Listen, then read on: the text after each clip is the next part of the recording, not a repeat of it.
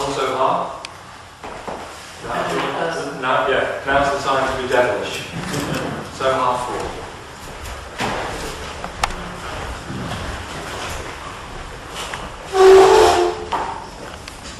If this goes through without a hitch, it will not be the devil's fault.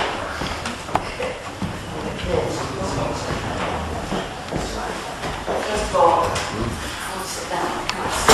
You need to stand it up. Thank you, yes.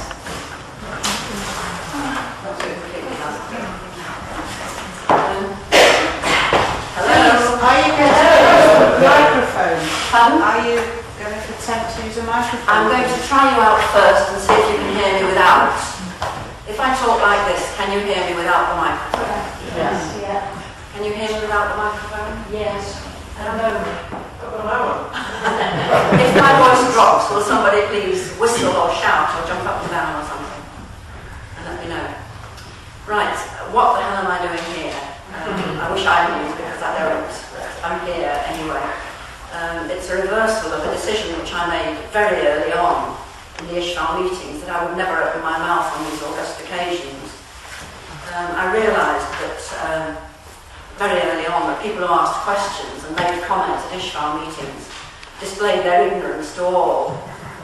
So when this decision came up last year with Hefzibah's help, assistance, I'm not quite sure what encouragement that I would give a talk to Ishval, and I would talk on defence of the devil. I had to make a big change of heart that I would go against my earlier decision. It must be time either to expose my ignorance or to get away with the fact that I don't know anything anyway.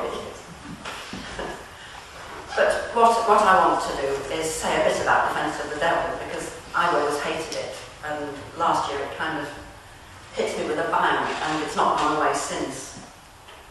And I'm hoping that what I'm going to say will generate discussion in which I can ask you some questions and pick your brains, and then perhaps you can wreck any ideas that I might have if I don't understand any of it.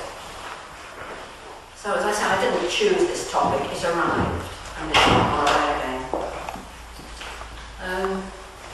Eugene gave a talk on God and the devil. It's on a tape, one of the Ishval tapes. I don't know what year it was, a long while ago, in which he points out that in Christian history there is no study of the relationship between God and the devil. He says it's unfit for publication, because he does define publication as meaning giving to the public, and the public are those who like the true best intends the body. So we're talking to the enlightened here.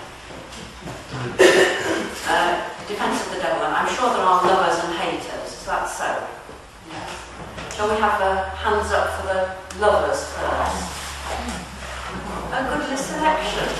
Well, I'm really embarrassed now. What about the haters? Dare you admit it? Some of the same hands. Has anybody not got a copy? So we don't mind to talk. Does anybody want to borrow a copy for this, for the purpose of the talk? I've got a couple of spare ones.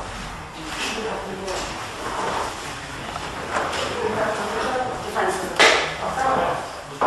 Can you lend Peter one?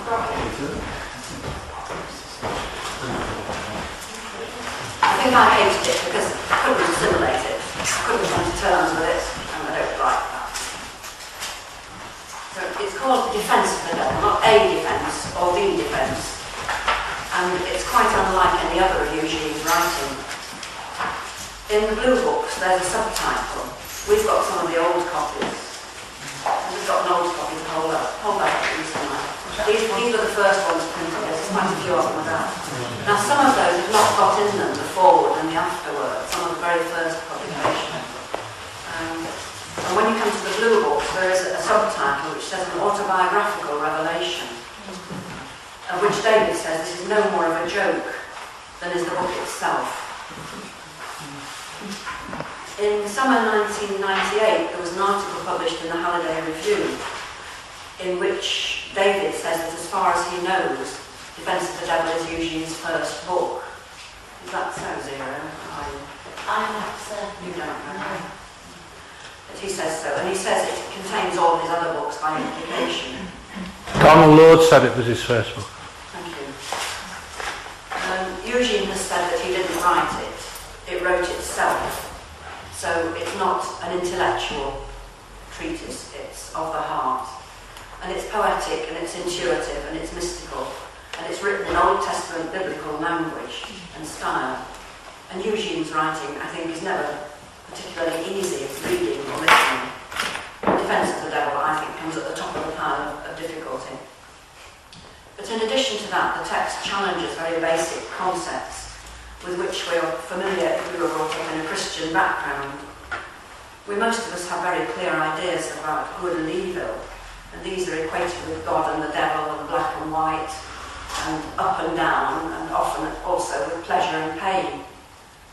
So we have to approach Defence of the Devil with a very open mind. And we find, as so often happens, that Eugene's logic steers us to a moment where we've come to a truth that we feel we may have known all along, but never actually said to ourselves. So the book is written as if by Lucifer, the light bearer, before his fall to the status of the devil. And we remember here the subtitle, an autobiographical revelation, which suggests that where Lucifer speaks, we might see Eugene himself speaking. It's a record of a conversation and an interaction between Lucifer and a group of beings called the Assembled Ones. And it follows the evolution of Lucifer through his stages, and later in the book comes to conversations between the spirit of Lucifer and the spirit of God. So let's look at what Eugene has said about the devil in other places. In 1970, David read Defence of the Devil to a Sunday Parklands meeting.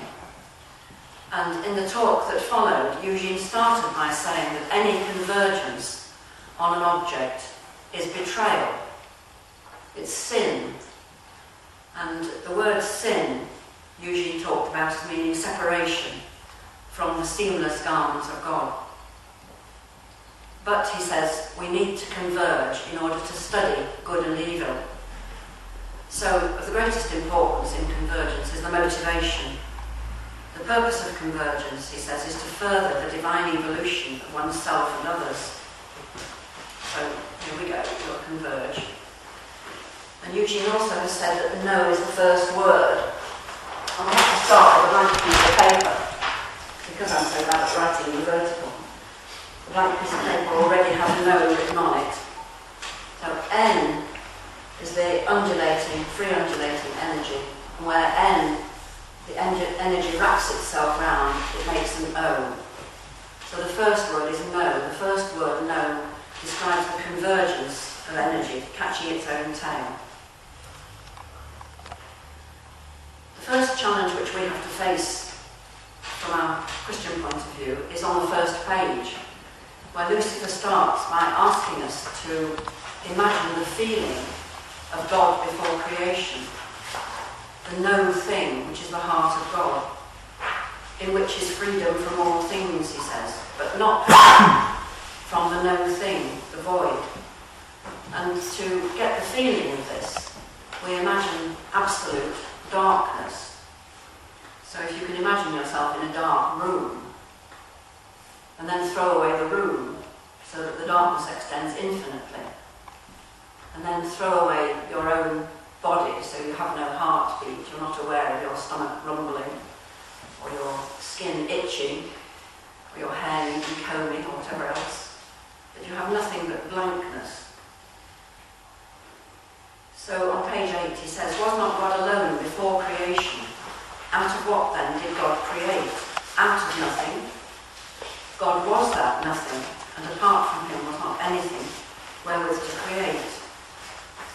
And in the oldest copies there's another sentence in here, before creation was God only. God only created. What could he create but God? So we're looking here at Eugene's essential concept of non-duality, not two-ness. That God created, all is created in God and of God. The assembled ones are angels, but again, not angels as we know them.